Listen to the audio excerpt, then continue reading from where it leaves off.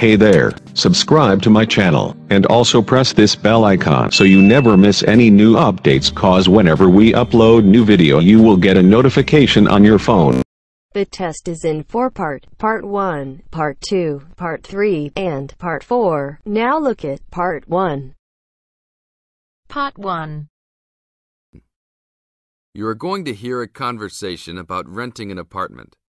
First, you have some time to look at questions 1 to 6.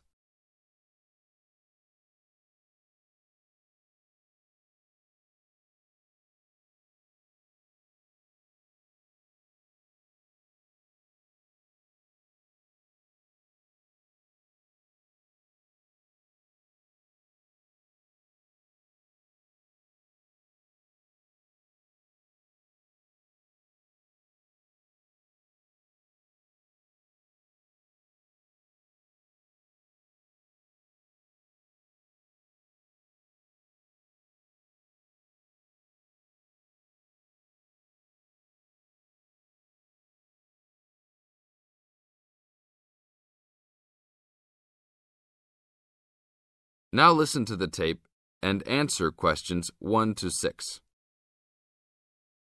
How can I help you, sir? Hi, I'm interested in renting an apartment in your building. Can you show me around inside? Sure, my pleasure. Do you know what kind of apartment you're looking for? I'm thinking of something for my best friend and I. The apartment doesn't have to be too big, just something comfortable for the two of us. I'm looking for a kitchen, 2 bedrooms and a bathroom, just something simple. Okay, well, let me show you what we have to offer. We divide our apartments into 3 categories. There are standard apartments, upgraded standard apartments, and luxury apartments. Please follow me. This apartment just went up for rent yesterday. The old tenants moved into a larger one. This apartment is what I call the standard apartment. It's small, but has everything you need. The kitchen comes with a refrigerator, an oven, and a stove. There is 1 bathroom with a shower, but no bathtub. The rooms are a good size, and both have their own closets. The living room has enough space for a couch. We will provide a television for you. These apartments are very popular with students because they are affordable and practical. Right now, we are renting these out for only $1,000 a month. I think this is a little bit on the small side. There's no space for a dining table or even for an extra desk. We will both need room to study. If there are guests over, we hope to be able to have a dining table big enough for at least 4 people. Do you have anything slightly larger? Maybe just an apartment with a bigger living room? Well, let's take a look. Right now, we also have an opening for a luxury apartment. This apartment is larger. It has 3 bedrooms, and all 3 are larger than the last one. And there are 2 bathrooms, and all have bathtubs. The kitchen is also larger, and come with an additional dishwasher and freezer. The living space has plenty of space for a dining room. How much is the rent on these apartments? These are more expensive, usually in the $2,500 range. Don't forget that there is an additional bedroom, so you could find another roommate to lower the cost. I think that's a little bit on the expensive side.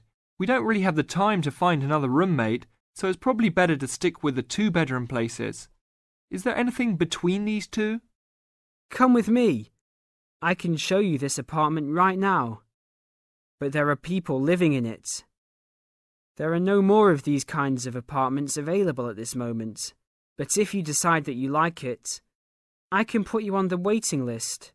And as soon as we have openings, you will be contacted. Sure, let's take a look. This is the upgraded standard apartment.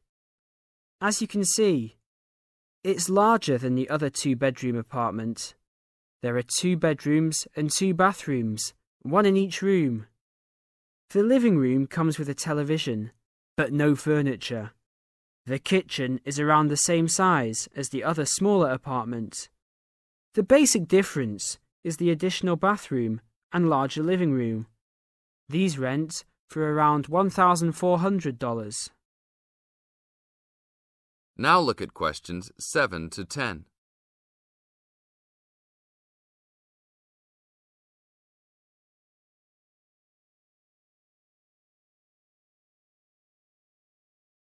Now listen to the tape and answer questions 7 to 10. Seems like a good deal. Do you know when an apartment like this will be available? That's hard to say. I know these people who live here right now should be graduating soon, so they might be moving out. Well, I guess I'll put my name on the waiting list. Hopefully there'll be an opening as soon as possible. That sounds like a good plan. I will notify you as soon as we have vacancies.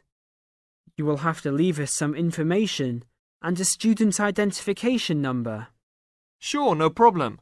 My full name is Robert Jack Browning. Could I have your age, please? I'm 38. Your major? I'm studying biology. How about naming some of your hobbies? Fishing, golf, watching movies, and spending time with my family. Sounds like a good life. What is the price range of the apartment you are looking for? Somewhere between $1,000 to $1,500. Your student identification number, please? QS 45890. Could you repeat that? QS 45890. Lastly, could you leave us a phone number? Okay, it's area code 236 580 2287. Thank you very much. I will give you a call as soon as possible. That is the end of part 1. You now have half a minute to check your answers.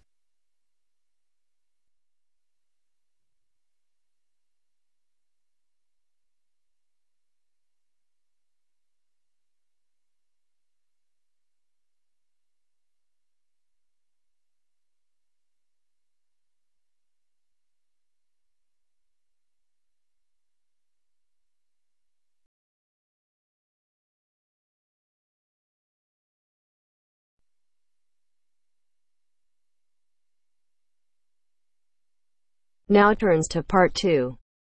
Part 2. You are going to hear the director of the Leadership Council give his welcome address at a convention. First, you have some time to look at questions 11 to 15.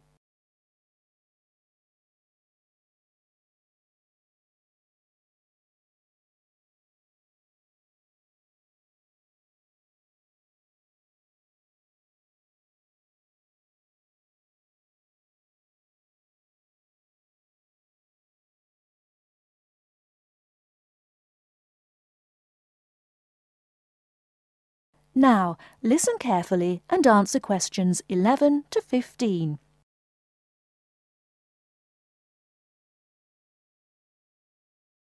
Ladies and gentlemen, can I have your attention, please? Please find your seats. Snacks will be available all day long. Thank you. Allow me to first introduce myself.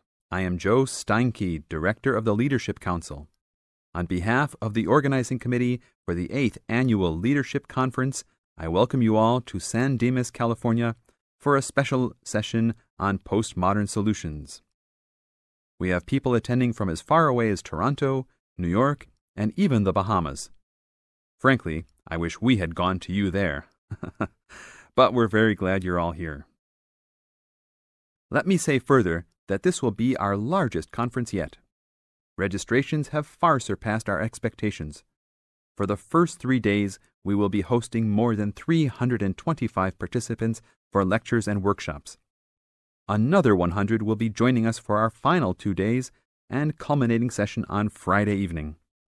We also have a larger selection of seminars than ever, a total of 32. Because we know that you all will want to attend a few special sessions, we will repeat key seminars each day. So there will actually be 38 sessions. I'm sure you will all be pleased with the content and the quality of speakers.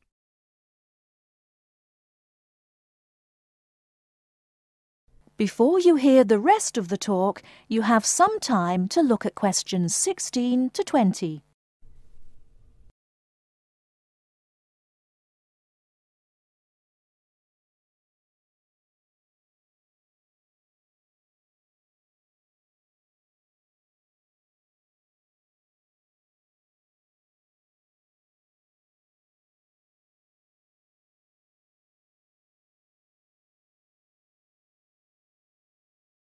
Now listen and answer questions 16 to 20.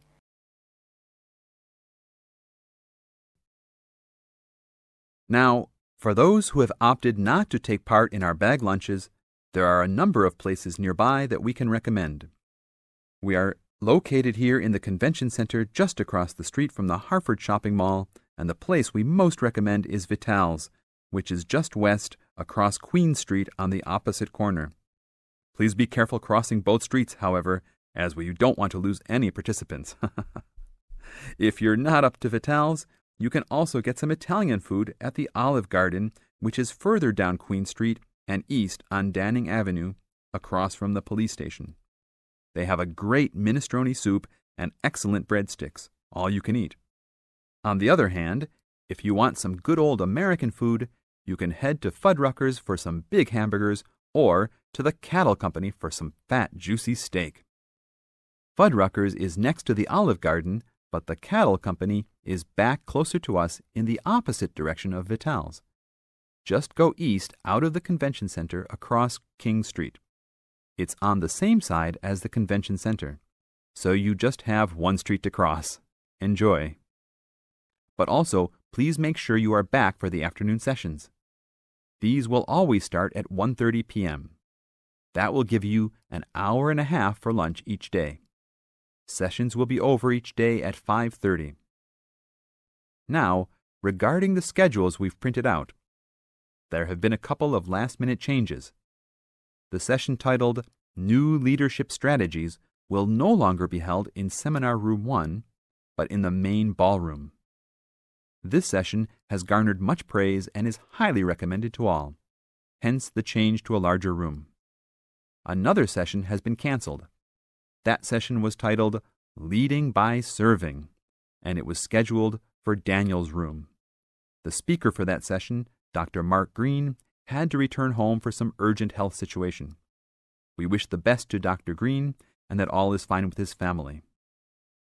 Finally, the session titled Using the Arts and Media has been changed to the second lounge room, Lounge 2. Please show up promptly for sessions and sit towards the front of each room so that all seats can be utilized. Also, turn off all pagers, beepers, and cell phones. Drinks and snacks will be provided outside each room, but please be careful at your tables. Enjoy the conference. That is the end of part 2. You now have half a minute to check your answers.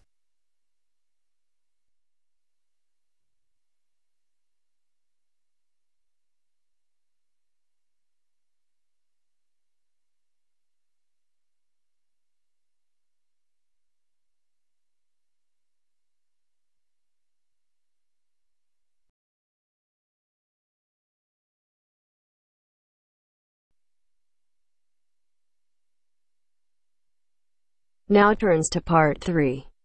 Part 3. You will hear part of a radio program about do-it-yourself house painting. First, you have some time to look at questions 21 to 24.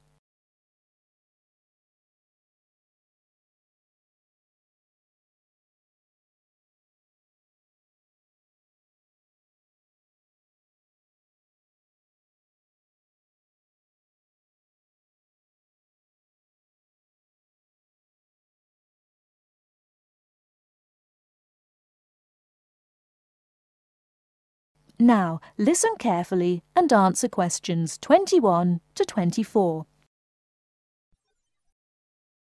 Good morning, everyone, and welcome to our weekly series on home improvements. Today's program is about do-it-yourself house painting. There's never been a better time for people who like to do their own interior house painting. Although people still lead very busy lives, thanks to the availability of various new DIY materials, you can now decorate your home in a more efficient and a more environmentally friendly way. In 2009 alone, approximately 53 million litres of the paint that was sold in the UK were left untouched, That's enough to fill 21 Olympic-sized swimming pools. It's easy to overestimate how much paint you'll need to decorate your room if you use guesswork. And if you know exactly how much paint is needed, you avoid unnecessary waste. There are automatic paint calculators available now. Most of the major paint manufacturers provide them. Look on their websites or just Google paint calculator and see what comes up. Then simply measure the circumference and height of the room in metres, enter this into the calculator along with the type of surface you're painting, and it will tell you how many litres of paint you'll need.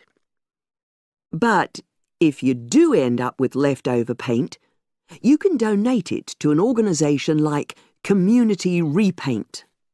They will take the paint from you and redistribute it to local charities and voluntary organisations, so it goes to a good home. You can find more information about Community Repaint on communityrepaint, all one word, .org.uk.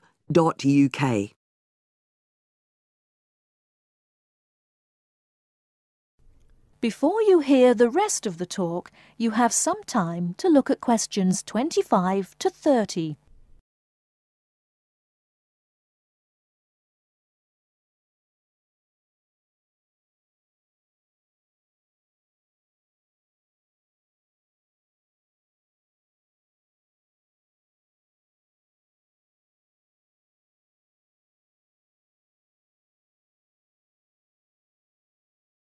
Now listen and answer questions 25 to 30. Another way of avoiding paint wastage is to check you're completely happy with your colour choice before starting to paint. For example, you can get a small sample of the colour you're thinking of using, then paint a board and move it around the room, so you can see how it looks against your furnishings and in different lights. Also, it's always better to buy high-quality paints because you get what you pay for. If you buy cheap paint, you might need to apply 2 or 3 coats to achieve the same coverage that you'd get from 1 coat of a good quality paint. You could also spend a week on a job that could have been done in a day or 2. And consider the environment. Most paint manufacturers now sell water-based paints that don't contain harmful chemicals or give off harmful odours, so get one of these. You can also buy paint that's packaged in recyclable containers. There's a lot more choice than there used to be. You can only do a good job which will last if you prepare the surfaces thoroughly before painting. In fact, in many ways, if you want to do a professional-looking job, this is more important than the painting itself. If there are any cracks or patches of loose plaster, painting over them won't solve the problem. Take the plaster out and fill the holes, allowing enough time for the new plaster to dry. And you won't get a smooth finish if the walls are dusty or greasy. So washing with water isn't enough. Use a solution of decorator's soap and rinse well with warm water afterwards. When you're ready to paint, we suggest you use a medium pile roller for walls and ceilings. A lot of people tend to use short pile rollers, but these give a patchy finish, and that wastes paint and time. Similarly, long pile rollers can create a thick, textured effect, which looks messy. The same goes for brushes. The stronger the bristles, the easier they are to wash and reuse. And as you've chosen a water-based paint, clean your brushes with cold water, because it's more energy efficient that way. As you're decorating, keep transferring small amounts of paint into a tray and keep topping it up when you need to. This reduces the chance of it being contaminated by dust and pieces of dirt.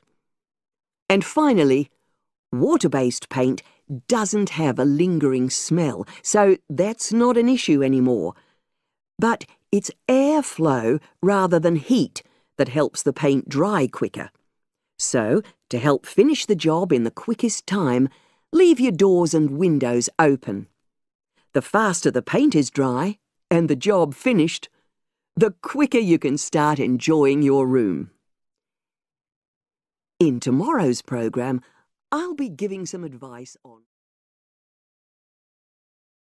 That is the end of section 2. That is the end of part 3. You now have half a minute to check your answers.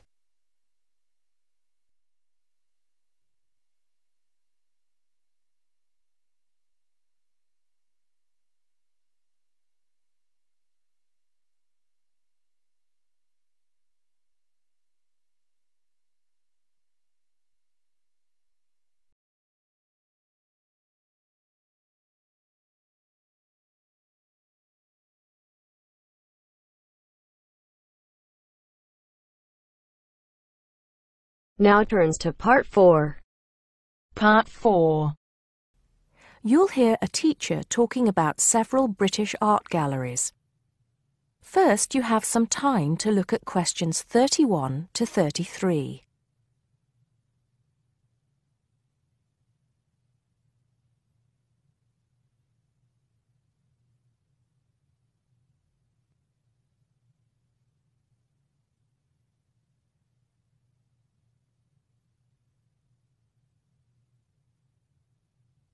Now listen carefully and answer questions 31 to 33.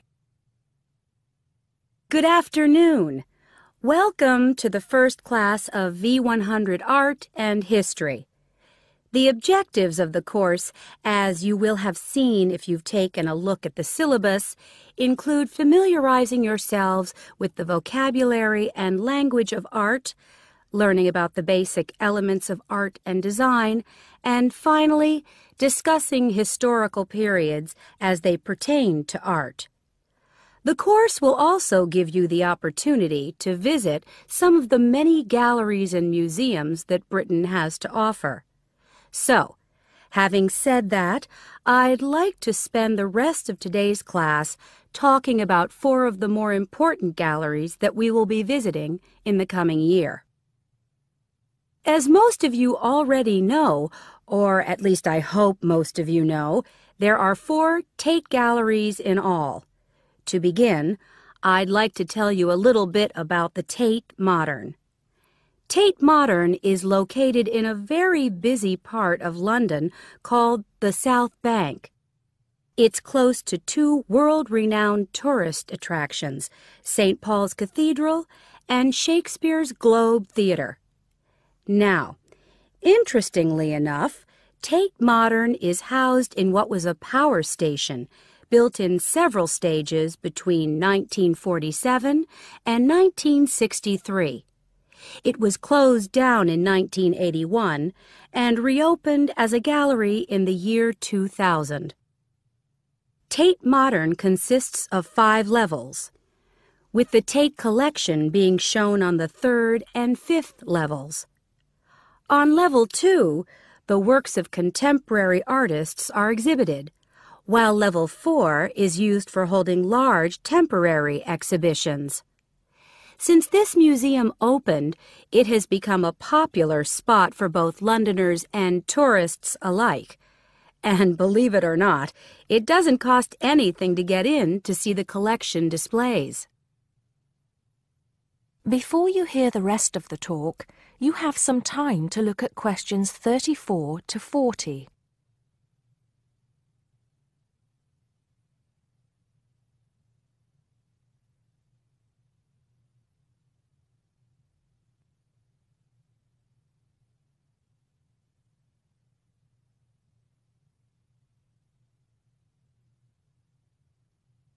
Now listen and answer questions 34 to 40.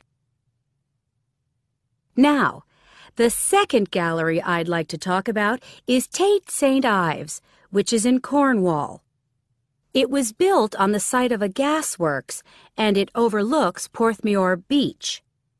Tate St. Ives is housed in a 3-story building that was designed by the architects Evans and Shalliff. It was established in 1993, 7 years before Tate Modern was opened, and the gallery exhibits the works of modern British artists, including members of the St. Ives School, a group of artists living and working in the area from the 30s onwards. In later lectures, we'll be looking at the work of some of the artists who belong to that group and the ways in which they influenced each other. Okay, am I going too fast for any of you? No? Good. Next, I want to talk about Tate Britain, which is a gorgeous gallery situated right in the heart of Westminster. Tate Britain was the first of the 4 Tate galleries to open, and it was established in 1897. It was built on the site of an old prison, and when it first opened its doors, it was called the National Gallery of British Art. Later, it became known as the Tate Gallery, after the man who founded it, Sir Henry Tate. During its lifetime, Tate Britain has been damaged twice, once by floodwaters from the River Thames, and once by bombings during World War II. This gallery has an interesting range of exhibitions of historic and modern art from 1500 up to the present day. Now, the last gallery I'd like to tell you about is called Tate Liverpool. It's not hard to figure out where this gallery is located, is it? It was opened in 1988 to exhibit displays from the Tate collection, and it also has a program of temporary exhibitions. Tate Liverpool is housed in what was once a warehouse, and for some years it was one of the biggest galleries of modern and contemporary art in the UK. Well, that's a brief overview of just a few of the galleries we'll be visiting. I'd like now to look in a little more detail at what you can expect to see in each of these galleries, starting with Tate Britain. That is the end of part 4. You now have half a minute to check your answers.